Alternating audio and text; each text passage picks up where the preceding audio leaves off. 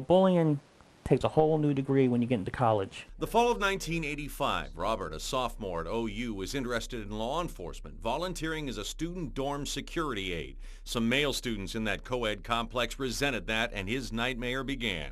I got yanked out of a shower, had enough time to put a towel around me, got taken out to the general population area, where I was tossed around between 4 or 5 guys.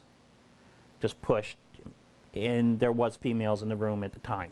And the humiliation in the shower got worse. Guys came in, pulled open the shower curtain, and next thing I know, there's guys there and a girl there, just making comments. There were nights of threats and pounding on his door, of smashed beer bottles just outside his dorm room. The stress, he believes, led to alopecia and 95% hair loss during Christmas break. He asked for transfer, but says he was told he'd have to tough it out the first couple of weeks of winter quarter. By then, he was wearing a hairpiece, setting up a brutal humiliation in the cafeteria.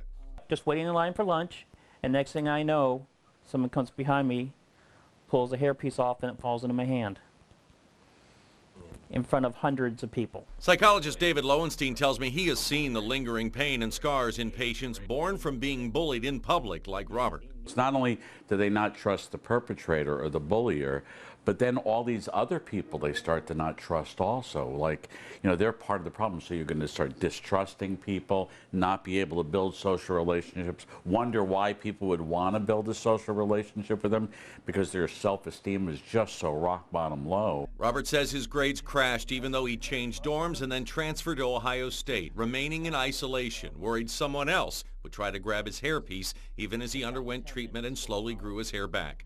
To his credit, he graduated and worked for 20 years in Ohio and New York as a product trainer.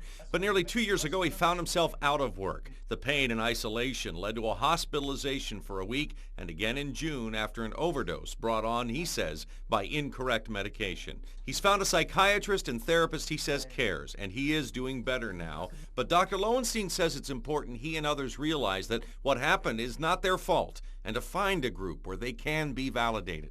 You got to mix things up a little bit by trying to find a different group of people who are going to give you some of the positives about who you are. You're not going to be perfect.